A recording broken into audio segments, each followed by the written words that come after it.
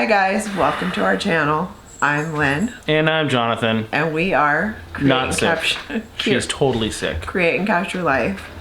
This is not my 1-900 voice. I am actually sick. You know when I said last week or a couple weeks ago that we were finally rid of the plague? It's back. This is what happens when you work at Disney. And no, it is not the coronavirus. I promise. I've been to the doctors. She has. It's actually the Canadian flu. It's influenza, eh? Oh my God, I'm so tired of that joke. I actually have the flu, but the weird thing for me is I have never gotten this sick this fast in my life. I went from cleaning, we have 2 rooms in our house that are left to be cleaned out. Everything else is cleaned out. I was working on one of those 2 rooms. In the morning I was fine. In the afternoon I got a little bit of cough. By 9 o'clock that night, I was coughing like crazy, and nobody hurt the puppy. Jonathan touched him and scared him. By 9 o'clock that night, I was, see how sympathetic Jonathan is? By 9 o'clock that night, I felt horrible. I was starting to get a fever. I was cold, which for anybody that knows me knows I don't get cold. I was supposed to be at work the next morning. My alarm was set for 5. I got home at like 2 a.m. and because I had been working pretty much last few days and I was just going crazy, and I got home and I'm looking at her and she's covered up with 5 different blankets. She reeks of Vicks and she's got a heating pad on her chest. And the first words out of my mouth were, "I'm not kissing you. Are you sick?" And I said, "Yeah, I'm sick, but I have to go to work in a couple hours. I can't call out. It's a big event and I can't call out." So I got up and I took a shower. I took my temperature, it was 102.5. Took some Tylenol, got in the shower, thought, okay, I'm gonna get ready, I'm gonna go to work. Mind you, this whole time I'm telling her not to go. I couldn't do it. I couldn't make it. Everything in my body hurt. My teeth hurt. Everything hurt. I hurt to comb my hair. It was crazy. Yeah. So by 9 the next morning, I went to urgent care.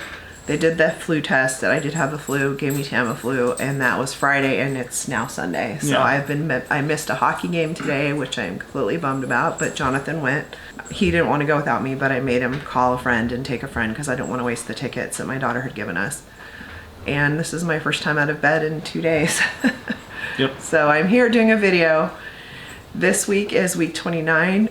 I'm going to try not to cough. I have my gypsy tea here, which is a mixture of echinacea and peppermint. Amazing tea. I have Vicks on my chest. I just took a shower, so I have fresh Vicks on my chest. For you old school moms out there, yes, I do have thick socks on, and I do have Vicks on the bottom of my feet. So if you ask, yes, I do. I have thick socks and Vicks on my feet. Which I get the Vicks on your chest. I still don't understand the Vicks on your feet. You old school moms out there, you know that it works. Okay. So I have both. I am in warm, and I am sitting here to do the video, so I should be okay. And I'm going to try to run this video this week so that she doesn't have to do too much talking. Yeah, my throat's already hurting from talking, but I just want to say thank you guys for being here. Please consider subscribing. We show up even when we can't, or even when we shouldn't. No, not when we can't. We show up even when we shouldn't, so we're glad you're showing up too. Please consider subscribing. Please like this video and comment down below with any of your questions, especially about this video, because there's a lot of information about ready to come at you.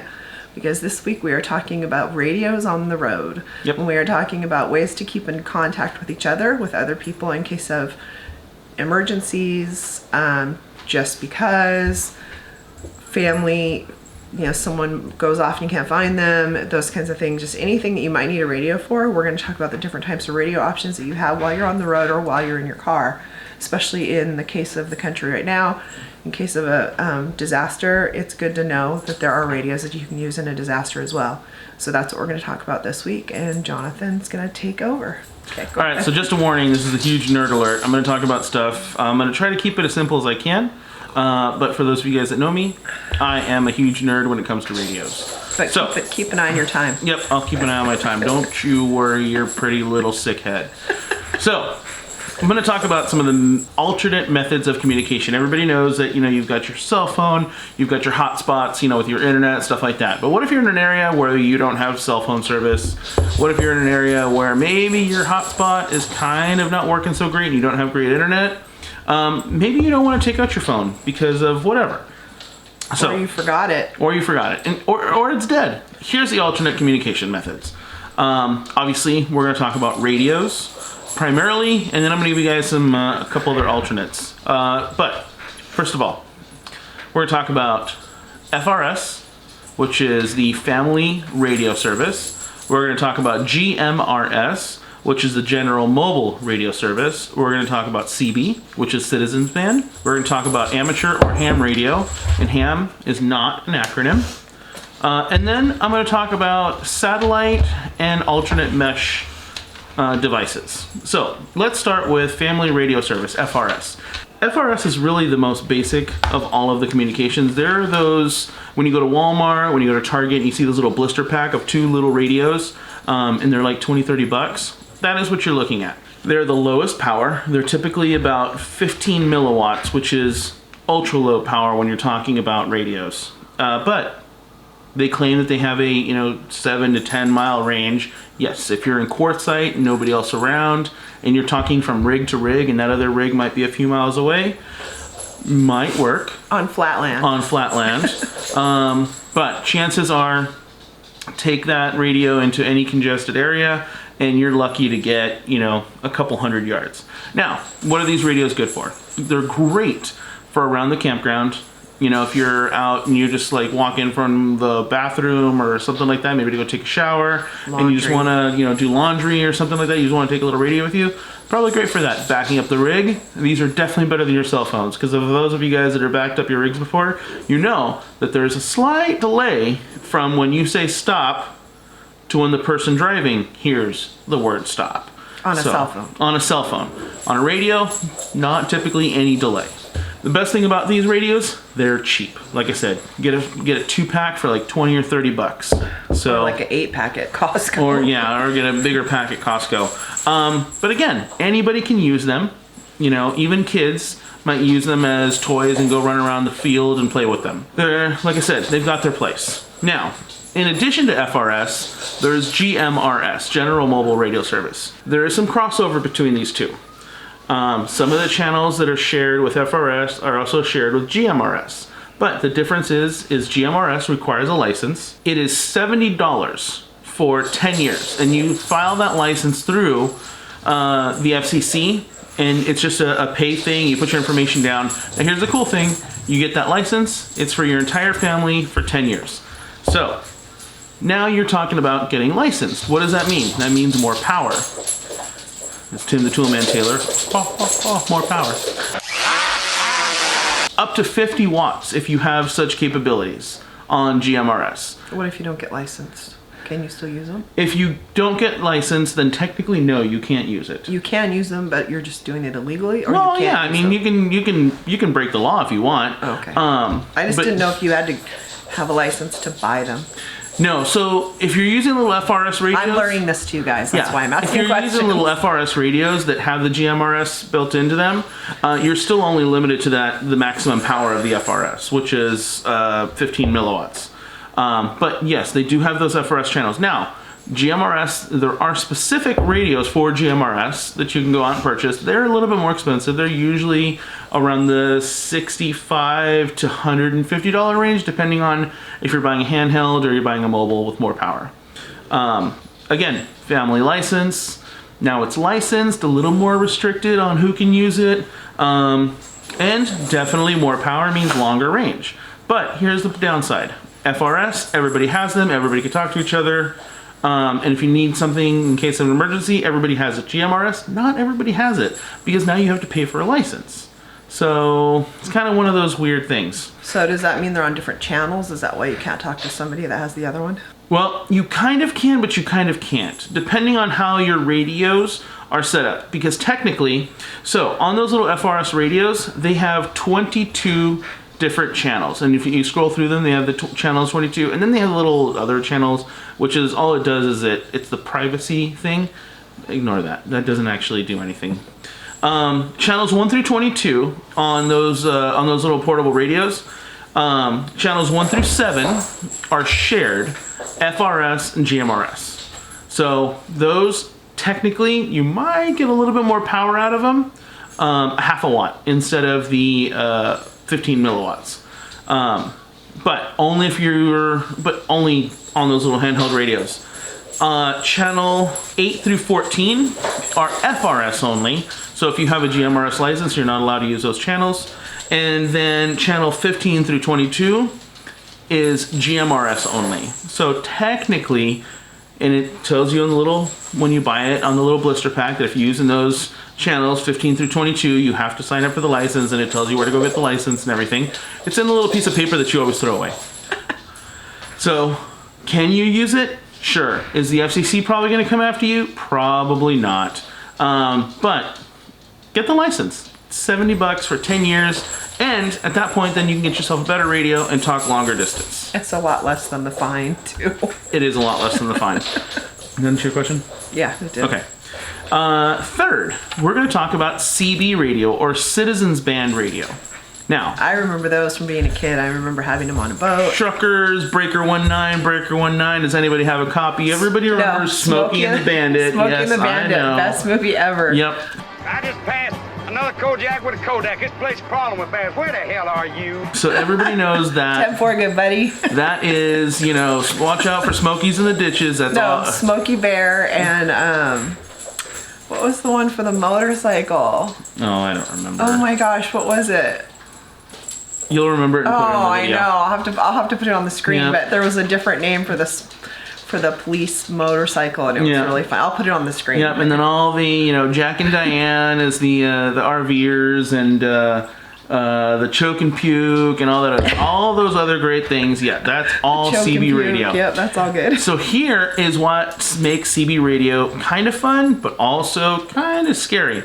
So CB radio is like, it's limited to 4 watts. Now, yes, there are people out there that are broadcasting at thousands of watts on the CB radio, and they can be heard all across the country. I'm not even going to touch that. That is a completely different topic. Legally. On a quick note, though, what we've noticed while we've been RV shopping is that a lot of new RVs come with a CB radio. Yeah. And like already as part of the package. Yeah, or as an option. Like you can have a CB Yeah. antenna as part of the standard options, But a which is lot of the actually ones kind we've of been cool. looking at, they have Yeah. the CB radio like already installed, Yeah. which I thought was funny because to me that's old school. But Yeah, and actually that's part of one of the things we were looking at when we were looking at Super Cs. But anyway, CB radios, 4 watts legally. So that's already almost 10 times more powerful than the FRS radios. Not as powerful as GMRS, but still pretty good. Now, the difference between CB radio and some of the other radios is, now, if you've listened to the radio recently, FM comes through, sounds great. FM radio sounds pretty good. CB radio is like listening to an AM radio. So it's kind of got some like noise behind it. It's not always super clear. So that's the difference between CB radio and some of the other radios. But truckers still use it. I was actually reading while I was doing some research on this that there's still a very active truckers network on CB radio. And we'll get to that in just a second. Most RVs, like we said, are coming with them. If you're buying like a Super C or a Class A, you have options to have the radio antennas installed for you from the factory. They're great in case of an emergency. Most state troopers are still listening to them. and you don't need a license. And That's you the don't good need a thing. license. Now, here's what the interesting thing is. You also don't need to identify yourself. You can say anything you want on a CB radio. Nobody's listening except for the other people listening to the radio. Well, yeah, I was gonna say It's people are not listening. managed. It's not controlled. You can say whatever you It's not want. regulated. Because it's not regulated because nobody cares. Free talk, America. Free talk. Yep. And if Free someone talk. says, "Hey, who is that?" Well, identify yourself. You don't have to say a darn thing. Keep That's your not mouth shut. not necessarily a good thing. Nope. So that's why CB radio, you get a lot of just random chatter and stuff like that. Now, amateur radio. So ham, actually, and Lynn found this out last night, ham was a derogatory term. It is not a what do you call it? It's not an acronym. I thought it was an acronym, so Yeah. I looked it up. It's not an acronym. It's not. It's actually called ham radio because that's what they used to call people who couldn't do Morse code well on the radio, ham-handed. So it became ham radio because maybe they had fat fingers Yeah, or they something. just I don't know. doing the Morse code like this instead of doing it, the They way didn't people know how to did. do Yeah. Morse code good, so Yeah. they called them ham hands. Yeah, And that's so- where And I guess it just stuck. So I find that hilarious because I did not know that. I honestly thought all these years it was an acronym. But it's a term that us amateur radio operators, us ham radio operators have adopted, and we make it our own. So I'm going to quickly go over some of the benefits of ham radio. So ham radio is one of those things that you can't just talk freely on like CB. You have to actually have a license, and you have to identify yourself every time you call out or key down. So kind of regulates itself by saying, hey, this is me calling. If I'm going to say something stupid, you know who it is. Almost infinite amount of power. Currently limits to 1,500 watts. I mean, I think even that, I've seen people transmit more power than that. A lot of people are using ham radio. As much as people say that the art is dead, it's not. There's still a lot of people using it. And the best part is ham radio, you connect to each other through the use of repeaters. And the nice thing is about repeaters is they can link to each other through the internet. So you could be talking on a radio here in our house in Orange County, and I could be easily talking to somebody in Hawaii on just a small handheld radio. So that's the kind of a cool thing about repeaters. And if you want more information on repeaters, we can do a follow-up to this video and I can go into more detail about that. Or you could just hit us up and I can kind of give you some more information. Yeah, because there's a lot of information on that. Yeah. So equipment cost. Equipment cost is about the same as a CB, and it can vary. You can go as high as thousands of dollars. You can go as low as, $100 or less, depending on what you want to do. There's also, with ham radio, there's two different systems that you can do, like GPS positioning and tracking through different repeaters. So whenever Lynn and I are traveling, I beacon what's called APRS, or Automatic Packet Reporting System, either one. And it feeds into the internet, and then her family can go and actually see live where we are on a map. So we've also had people, we've been on a road trip while we're in the car, we've been in the middle of nowhere and had someone hit us up on the radio, on his radio, saying, Yep. Hey, I see where you are, welcome to town. Yeah. This is what's in the area. And they always chat, especially if it's like a retired officer. That happens a lot.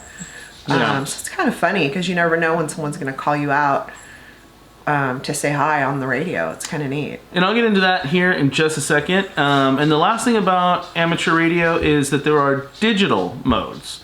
And the digital modes are kind of cool. It's something I'm just learning about, so I'm not going to get too much into this. But the digital modes increase the level of clarity like so much, and allows you to go directly from your radio to the internet and all over the world. So that's kind of cool, but for that you do need some sort of internet. The last one, the fifth one that I'm going to talk about, and I'm not going to get too much into this because it's kind of pricey and I don't think it's specifically for RVers, but it's always good to have in case of an emergency, is satellite and mesh communications. Satellite devices that you might have heard of are like Delorme and Spot. And those are basically, in case of an emergency, you can send a message to your family, you can push an SOS button, and it immediately notifies people where you are and maybe what your emergency is. Now, those devices are expensive. You're talking $200+ a piece, and then there's monthly subscriptions, there is setup fees, there's all kinds of stuff. But there is no blackout areas. They work anywhere on the globe. If you can see the sky, Keep going. If you can see the sky, it'll get your message out. So that's kind of cool. But definitely the most expensive of all of the options. We're talking, the devices are north of $250, and as I'm looking here, prices range from $15 a month to $40 a month plus setup fees. You can get all the way up to $65 a month for that kind of service. So if you want more information on that, let us know and I can get it over to you. But here's what Lynn and I are going to travel with. So my plan is on our rig to have both CB and ham radio. Now people say, man, ham radios are huge. They're not. this right here, this little box, this is a ham radio. This is a 50 watt, 2 meter 440 or UHF VHF ham radio. Now, the cool thing about this is, this little head comes off, this little cable right here disconnects. I mount this anywhere, and then all I have is this little head right here, and a microphone that sits up on the dash, and I can talk to pretty much anybody anywhere. The other option is a handheld radio. So this is about 5 watts, so significantly less power than that, 50 watts, 5 watts. Sorry, I had to break up a family feud That's okay. amongst the 4-legged family members. Both of these radios, amateur radios, can hit repeaters. I can program them to hit repeaters that could potentially communicate all across the country. So I hit one repeater and I'm talking to everyone across the country. And if there's an emergency, then we can get some help. Cool thing is, like Lynn mentioned, when we've been traveling, I have a sticker on the back of the vehicles that has a little symbol, it's the radio symbol, and a frequency. There's what's called a national calling frequency for ham radio, and that is 146.520. Most people that are traveling are listening or talking on that frequency. As you're traveling, if you're listening to that frequency and you see another ham radio, boom, you can usually hit them up, have a quick chat. We've been traveling and people have seen the antenna on the car, seen the sticker on the car, and just called randomly and said, hey, Silver Explorer heading down I-10, are you listening to the national calling frequency? And I'll jump back up. Hey, yes I am. And we'll have a chat. We've also had people call though from their house. Yeah, They people didn't even see our car. No. They just saw on the GPS thing that and his call sign, which you didn't say what that was. Yeah. For anybody that wants to know what his call sign is. Well, my ham radio call sign is W6TFK or W6 the Fat Kid. So we've had people who are not even anywhere near us in a state say, hey, I saw you came into, this was the weirdest thing Yeah. to me. Saw you came into town last night, saw when you started moving this morning. So it's kind of a little stalkery. I see where you're at right now. If you get off on the next exit and you haven't had breakfast, there's this amazing restaurant you should go to. Yeah. So it's kind of cool. It's Yeah, the just ham radio different, community is definitely, it's definitely an awesome community. If you're not a part of it, I highly recommend being a part of it. If you're afraid of the test is not really difficult. You can go and do a lot of online study courses. There's many YouTube channels. I know, I passed it and I never even studied. So take the practice test. There's apps for iPhone and Android where you can take the practice test. The practice tests are actually a lot more daunting than taking the actual test. To take the actual test takes most people about 15-20 minutes. It's 35 questions and it's not very expensive. It's $15. So if you go find an ARRL, Amateur Radio Relay League testing facility, and it's usually just a bunch of volunteers that have signed up to give a test. $15, you go in, take your 35 questions. If you don't pass, you can go try it again, pay another $15. But if you study and you do the practice test, you're almost guaranteed to pass. It's really, really not that difficult. Yeah, and it's an amazing community, like I said. You know, like we mentioned just a second ago, when you're going into town, you can find little books. You can even find it on your phone, but you find books of all of the local repeaters in a certain area, and you jump onto a repeater and you put out your call sign, and I've done it before. You put out your call sign, and you end up having great conversations with folks, and they could be traveling just like you, they could be locals, and you get a great idea about local life. Hey, I'm looking for something to eat, and they'll recommend you to some great places to go eat. And, you know, it's like I said, the ham radio community is a great community. The CB community is still a great community. Truckers still let each other know of impending, you know, accidents, you know, impending traffic reports, stuff like that. Things that are coming up ahead of them. So they, you know, they'll let each other know what's coming up. So, and you can ask questions about a road you're on. Like, let's say your GPS isn't working. What if that signal, you're not getting signal and you don't know where you are, and you're looking at an atlas, but you're not sure. Can I fit on this road? What's the deal? Da da da. You can call out to the truckers and they'll let you know, like, don't go on that road. That road sucks. Yeah. Or there's a bunch of traffic, or there's a wreck. Like, that can help. But what I think is kind of cool is, like, okay, so you break down, you're boondocking. and now you're broken down in the middle of nowhere and your cell phones don't work. If you have a radio that will work, you can call for help from an emergency, the police, the fire, whatever. You can call for help because those channels, the CB channel 9 emergency channel, is listened to by local agencies. So if you see somebody else that needs help in the middle of nowhere and your cell phone doesn't work, you can call for help. So that's what I think is really cool about that, is that you're not limited to what your cell phone is able to do. Which we all rely so much on our cell phones nowadays, that in the case of an emergency and a real disaster, like especially in California, like an earthquake, back east they have hurricanes, in the Midwest they have tornadoes, those kinds of things. In a real emergency, your cell phone is not going to work. What's your plan? Even if you live in a house, just a regular house, what's your plan when your cell phone doesn't work? All of these work in your house, and they're good to have. But the sad thing, I don't want to bring up something sad, but let's say you have, like, we put the GPS tracker radio in our car when we travel for a reason. 2 reasons. 1, it's fun for our families to know where we are, but 2, for safety.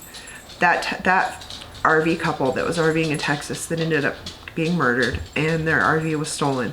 They had no idea, the authorities had no idea where their RV was. If their GPS radio had been on their RV, even though they weren't in their RV, the authorities could have found their RV a lot faster. And not that the outcome would have been different for them, but in another situation it might be. You could send out a help notification very easily without alerting someone, and you can be tracked. Your vehicle can be tracked. So if someone steals your RV, you can track. It's like a LoJack on your RV. So why wouldn't you want to do that? Why wouldn't you? And it's not a big obvious thing where some normal person's going to know, like, I need to turn that off before I steal the car or the RV. They're not going to know that. So, I mean, I hate to bring up something sad, but that's the reality of the world we're in. Better safe than sorry. Why not do it? All right, sorry for the edit, but we filled up a card. So it was a little card. It was a little baby card. We did a lot of we're not going to show, and it was a baby card. So to end this kind of like on a high note, one of the cool things about ham radio is if you have a lot of people that are converging into one area. I mean, like a convergence. You can coordinate. You mean like a convergence? Mind blown. You could use ham radio, CB radios, and stuff like that to coordinate long distance people coming in. Obviously, your CB radio is going to coordinate, within like maybe just a couple miles. Your ham radio, with the use of repeaters potentially and everything else, is going to communicate a much further distance, and you can coordinate a lot more people coming in and kind of, give people information as they're coming in if you guys have that all coordinated ahead of time. Because like we keep emphasizing, the ham radio community is huge. So I do highly recommend everybody go. And I'm going to throw this in. Ham radio stuff's nerdy as hell to me, and it's his thing. I think it's nerdy as hell, but it's also really useful, and it is pretty cool. So if you like being a part of a community, like you like being part of an RV community, being a part of a ham radio community is just the same. And the people are really cool, and you'll meet new people, new and interesting people that just use ham radios for hobbies and things like that. And you'll have people reach out to you when they see you're in their area, and they'll just reach out and say hi and give you suggestions and precautions and things like that. And I don't know, it's another community. So if you enjoy being a part of the RV community, why not join another community? And it is like friendly, like-minded people. It is, like I said, it is just fun. And most people, like I said, most people do this for hobby. Most hobbyists like myself are also involved in some sort of emergency or disaster communications. So we're all, willing to jump in and help out whenever with whoever. So if you're ever out in there and you needed help and you jump on a ham radio and anybody hears you, most ham radio guys are going to come running to help out. And they usually have some sort of emergency service training, as just kind of goes hand in hand for whatever reason. And so even if they can't physically come help you, though, with that kind of training, they can get you somebody that can help you if you can't reach out that way. So it's pretty cool. So All right, so if you guys are interested in joining the ham radio community, I highly recommend it. And like I said, it's not too difficult to get your license. I'll have Len put a link down below to the ham radio crash course, and I really recommend pretty much any video that you can find that'll help you. But ham radio crash course is a great one, and yeah, I look forward to hearing you guys on the air once we're out on the road. And sorry, I'm really out of breath, but I'm going to try to wrap this up. So if you guys have any questions, please comment down below with your questions. We'll be glad to comment back. Jonathan will probably be answering most of these comments. You'll know he's answering you instead of me if at the end of the comment he puts his name. That's how you'll know if I'm answering or he's answering. He usually answers technical questions. Technical ones I can't answer, I do answer, but with this I probably won't. So if you have any questions about any of the radios that we've talked about or any of the systems we've talked about, please comment down below. Thank you for being here this week. Sorry about my voice and the fact that I've been running in and off the camera, but I'm trying really hard not to sneeze on the camera or cough on the camera. You're going to see a lot of cuts and edits. Probably like right there. Trying really hard, but it's hard. I'm literally dying right now and I'm trying to fake it. I just cannot wait to go get back in bed. So thank you all for being here. We hope you had a great weekend. Happy Monday. Subscribe, like, Ring that bell. that's the other one. And thank you guys for being here. We'll see you next week. Bye.